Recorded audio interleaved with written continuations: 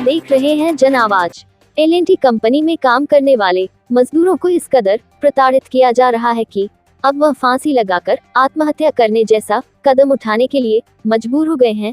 इसी तरह का एक मामला प्रकाश में आया है, जहां एल&टी कंपनी में पड़रिया स्थित लगभग 1 साल से काम कर रहे मजदूर धीरेन्द्र द्विवेदी ने कंपनी के अधिकारी व कर्मचारियों द्वारा प्रताड़ित किए जाने पर फांसी लगाकर आत्महत्या कर ली, जिसके बाद से आरोप प्रत्यारोप का सिलसिला जारी हुआ। मृतक के परिजनों ने आरोप लगाया है कि एल&टी कंपनी से रविवार की छुट्टी के दिन फोन करके धीरेन्द्र द्विवेदी को काम पर आने के लिए कहा गया, लेकिन धीरेन्द्र द्वारा स्वास्थ्य ठीक न होने की बात कहकर काम पर आने के लिए मना करने पर खामियाजा उसे अपनी जान देकर चुकाना पड़ा। बताया गया कि जब धीरेन्द्र दूसरे दिन काम पर आया तो कंपनी के अधिकारी और कर्मचारी द्वारा उसके साथ मारपीट की गई। इतने से भी जब मन नहीं भरा तो मजदूर धीरेन्द्र द्विवेदी को फांसी के फंदे पर लटका दिया गया और कंपनी के लोग इसे आत्महत्या की शक्ल देने में एड़ी चोटी का जोर लगाने लगे। इस पूरे मामले में मैनेजर एस.के. ठाकुर मैदान में कूद पड़े और कंपनी को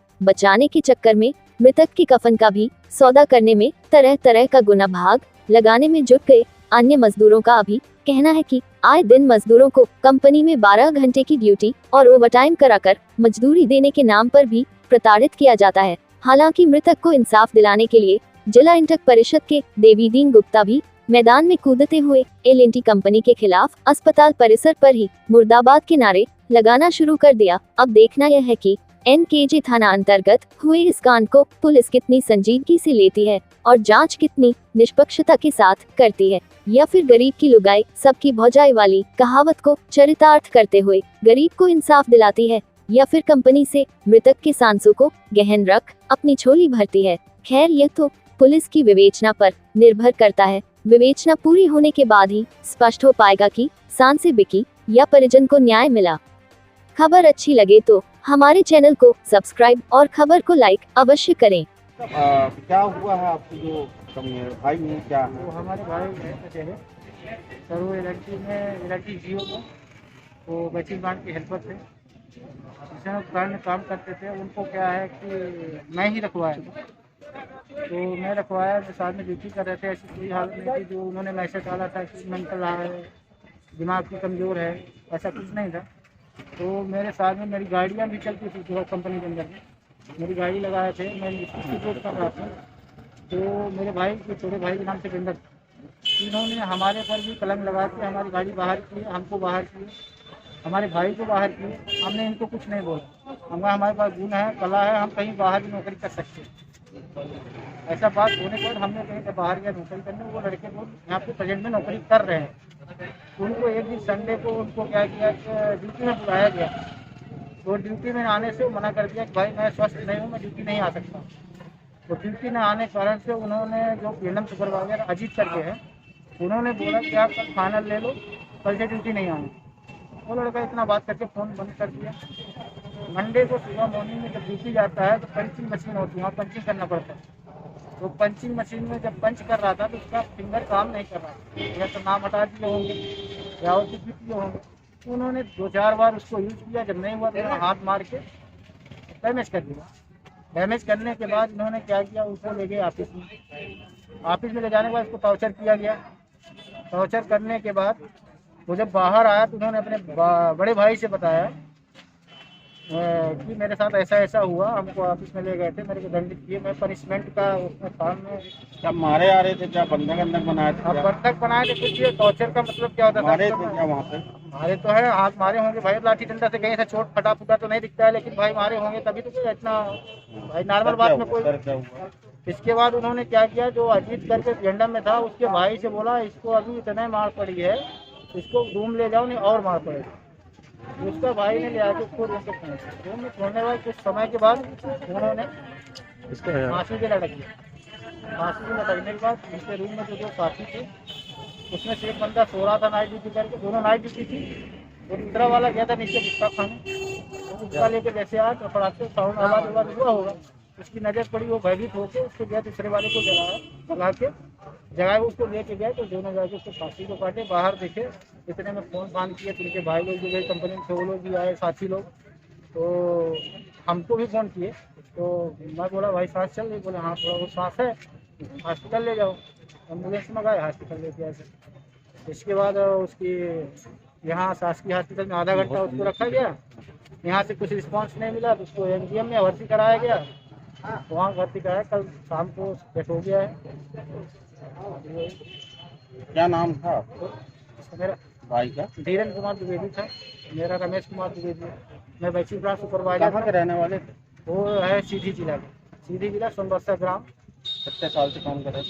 वो 1 साल करीब हो गया सर, 8-9 महीने हो गए। कौन था ये अभी बॉस, कौन था यहाँ पे? Boss PNM boss Ravi Nagarajan, supervisor अपना ये अजीत, और एक चंदा प्रसाद गुप्ता करके थे। ये हमारे पीएनएम के डिपार्टमेंट मतलब स्टाफ हैं। इनके द्वारा भी प्रताड़ित किया? भाई यही लोग बुलाए थे उसको। इसके पहले भी मारपीट हुई है क्या सर? नहीं सर, इसके पहले क्या मेरे को जानकारी नहीं है। ठीक। क्या नाम है? क्या नाम आपका? मेरा नाम है रमेश कुमार द्विवेदी। आपका कौन है वो मृतक? वो हमारा मतलब चचेरा भाई है। ना हुई थी आपकी कंपनी में और कौन से पद पे हैं आप? हाँ जी, मैं एस.के. ठाकुर, मैं मैनेजर IR हूँ LNT कंपनी के। हमारे यहाँ पे ये वर्कर काम कर रहा था पिछले 9-10 महीने से, और उसके बाद जो है कल हमारे यहाँ पे परसों 15 तारीख के दिन ये आया था, और फिर उसके बाद जो है ये कुछ मेंटली जो है ये था, कुछ बता रहे थे लोग साथ के जो वहाँ पे थे कि कुछ पारिवारिक विवाद था, ये था ना। तो हम लोग को पता भी नहीं है क्योंकि सब कोई अपने काम में व्यस्त थे। तो सुबह का समय था तो ये पंचिंग करने के लिए आया था, तो फिर पंचिंग मशीन हमारे यहाँ पे होती है, वो पंचिंग मशीन जो है इसने तोड़ दिया था। तो फिर उसके बाद और रॉड लेके जो है कुछ एक लोगों के पीछे ये दौड़ रहा। तो फिर वहाँ पे जो सिक्योरिटी गार्ड थे, तो सिक्योरिटी गार्ड इसको पकड़ उकड़ के फिर लेके आए हम लोगों के पास कि क्या है नहीं है। तो फिर हम लोगों ने बोला कि भाई ये 26,300 रुपये की मशीन है, पंचिंग मशीन, उसमें सारे वर्कर का डाटा रहता है, और उसी से जो है पूरे महीने के बाद में जो है सबका तनख्वाह बनता है, सैलरी बनता है, क्योंकि अटेंडेंस है। ऐसे जो है हमारे यहाँ पे मैनुअली कुछ नहीं होता है। कि मैनुअली में क्या है कि मैनिपुलेशन का बहुत सारा ये रहता है कि कोई अटेंडेंस लगाया, कोई किसी का लगाता है। तो इस वजह से वो हमारे हेड ऑफिस से ही है कि पंचिंग मशीन के थ्रू ही जो डाटा रहेगा उसी से सबका अटेंडेंस बनेगा। फिर उसका जो है कुछ ये फिर लोग लेके आए हमारे पास, तो हम लोग बोले कि भाई ये मशीन जो है कंपनी का प्रॉपर्टी है, इसको तुम काहे डैमेज किया? तो सर मैं जो है घर के स्थिति में नहीं था, सो जो है हमारा कुछ परेशानी था, तो इस वजह से मैं अपना मानसिक संतुलन खोल के इस मशीन को तोड़ दिया, इसका जो भी भरपाई हो मैं कर दी। तो फिर हम लोग उसको बैठाए और बैठा के जो है उसको समझाए कि भाई ये सब चीज़ गलत है, तुम कंपनी में काम कर रहे हो, अगर तुम्हारा किसी भी तरीके का कुछ चीज़ है तो किसी भी चीज़ का जो है नुकसान करना ये कोई हल नहीं है। फिर उससे जो है राइटिंग में लिया गया, लिखित में लिया गया है कि जो है हम ये मशीन को जो है जानबूझ के ही तोड़े हैं, मतलब अपने मानसिक संतुलन खो के, और जो है आगे भी जो है हम ऐसा गलती नहीं करेंगे और ये करेंगे हमारे सैलरी से जो है इसको भुगतान किया जाए मशीन का, और ये सब हुआ है। फिर ये जिस तरीके से फांसी लगाया है हाँ। वो क्वार्टर में जाके जहाँ पे हाँ। आप लोगों ने रखा है हाँ। वर्कर को, उनके नहीं, हमने वर्कर को रखा है जहाँ पे, वहाँ पे ये नहीं रखता है, ये अपना अलग किराए का मकान में रखता है। कितने लोग रहते रहे होंगे उसके साथ? वहाँ पे अभी पता नहीं है, जो लोग साथ में जो रहते हैं 3-4 लोग वही बताया उन्होंने, हाँ। कई लोग रहते हैं हाँ, वहाँ पर। हाँ। उनका ये भी आरोप है उनके भाइयों का कि उनको प्रताड़ित किया गया है, साथी कर्मचारियों ने उसको मारा पीटा गया है। हमारे यहाँ पे 1,500 कर्मचारी काम कर रहे हैं, कोई किसी को प्रताड़ित क्यों करेगा? और ये तो कोई बढ़िया कंपनी है नहीं कि लाला जो है बोला कोई दुकान है कि भाई इसको निकाल दो और इसको ये कर दो, और वो तो बहुत छोटे से पद पे, एक हेल्पर के पद पे काम कर रहा था। सर वो जो है इसमें बैचिंग ये प्लांट बोला हेल्पर गया था। इसमें ये भी आरोप है कि ये बोला गया है कि आपको नौकरी से निकाल देंगे इस कारण, और पंचिंग मशीन काम नहीं कर रही थी। नहीं, पंचिंग मशीन उसने तोड़ दिया जी। जहाँ पे सारे लोग हैं, सारे लोग से आप पूछ सकते हैं। अरे, उनके जो जिनका भी प्रताड़ित बयान करने का जो आरोप है, मारने हाँ। पीटने का आरोप हाँ। है, वो क्या है? मारने पीटने का आरोप का जो है पूरा यह निराकरण बोला गया है सर कि दो सिक्योरिटी गार्ड द्वारा हाँ। कैबिन में लेके गया रहा। नहीं, सिक्योरिटी गार्ड उसको पंचिंग मशीन तोड़ने के बाद और रॉड लेके वो सबको मारने जा रहा था।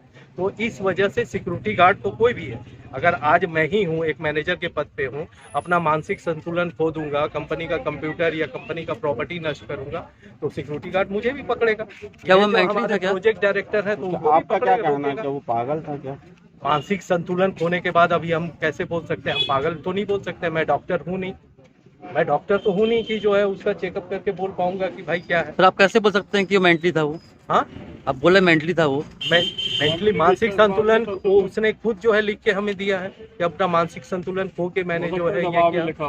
हाँ ये तो उनका आरोप कहना है कि ठीक दबाव है, करके ठीक है, वो दबाव में लिखा हो, लेकिन मशीन तोड़ना, कोई भी पंचिंग मशीन जिसमें कि उसको पता है कि मैं और हमारे पूरे साथी वर्कर का जो है पूरे 1 महीने का जो है अटेंडेंस उसमें है, ऐसा तो कोई अच्छे हालत में नहीं कर सकता है। सर उसको नौकरी से निकालने की बात भी आई है। देखिए, नौकरी से निकालने की बात है तो उसकी प्रक्रिया होती है। ऐसे किसी को भी बोल देगा, मेरे को अभी बोल देगा कि आप घर चले जाओ, तो भाई मैं भी बिहार का हूँ, पटना का रहने वाला हूँ, तो मैं तो कंपनी से पहले पूछूंगा ना भाई कि मुझे किस आरोप में निकाला जा रहा है और मेरा जो है फुल एंड फाइनल किया जाए और ये किया जाए। क्या ऐसे वर्करों तो को किसी हफ्ते में एक बार छुट्टी दी जाती है क्या? हाँ बिल्कुल दी जाती है। तो संडे के दिन उनको बुलाने का क्या कारण था? संडे के दिन कहाँ? क्या प्रूफ दिखाए? आप तुम क्लियरेंस लेके नहीं आए हो? क्लियरेंस लेके गए हो कि नहीं? उसका कारण क्या था? संडे देखिए, अगर काम है, ये जो है हमारा 36 महीने का प्रोजेक्ट है, तो छुट्टी के दिन भी बुलाया जा सकता है। छुट्टी के दिन बुलाया नहीं जाता है, ठीक है। अगर मान लीजिए कि उसको इस संडे बुलाया गया है तो उसको दूसरा मंडे को उसको रेस्ट दिया जाएगा। जब उसने बताया था कि मेरी तबीयत खराब है तो मैं रेस्ट कर रहा था, तो उसका उसकी छुट्टी नहीं दी गई। किसको? जो बोला था हमको, जब तबीयत खराब है, रेस्ट के दिन बुलाया गया उसको। हाँ। तो वो ये बोल रहा था, पर इसने बताया लोगों को हाँ। कि ऐसा ऐसा हुआ है, उसको जबरन बुलाया गया था और उसे नौकरी से निकालने की धमकी दी गई थी। नहीं, देखिए ये चीज जो है, अब उसका किससे बात हुआ नहीं हुआ ये तो हमें पता नहीं है। ये जिस तरीके से एलएनटी में एक युवक ने फांसी लगाकर, एलएनटी का कर्मचारी है, उसने फांसी लगाकर आत्महत्या कर दी, क्या मामला है पूरा और क्या जांच की जा रही है? मुझे पुलिस अस्पताल पुलिस चौकी से एक तहरीर प्राप्त हुई थी कि मृतक धीरेन्द्र कुमार द्विवेदी पिता महेश कुमार द्विवेदी के फांसी लगाकर मृत्यु होने की सूचना प्राप्त हुई थी, जिससे मैं जैसे जांच करने एवं पीएम करवाने के लिए चौकी अस्पताल आया हुआ और मृतक के परिवारजन के कथन लिए जा रहे हैं। बाद जांच के जो निष्कर्ष आएगा बताया जाएगा। जिस तरीके से परिवार वालों द्वारा जो आरोप लगाया जा रहा है कि एलएनटी के अधिकारियों द्वारा उसके साथ मारपीट की गई थी, प्रताड़ित किया गया, तो फिर जाकर उसने फांसी लगाई थी। ये जांच का विषय है, जांच के बाद जो सामने आएगा वो। कुछ चोट के निशान नजर आए हैं क्या उसके ऊपर? हाँ, चोट वगैरह भी कुछ नजर नहीं आई है। जो जांच हो जाएगा, जांच के बाद जो निष्कर्ष सामने आएगा वो आपको अवगत कराया जाएगा।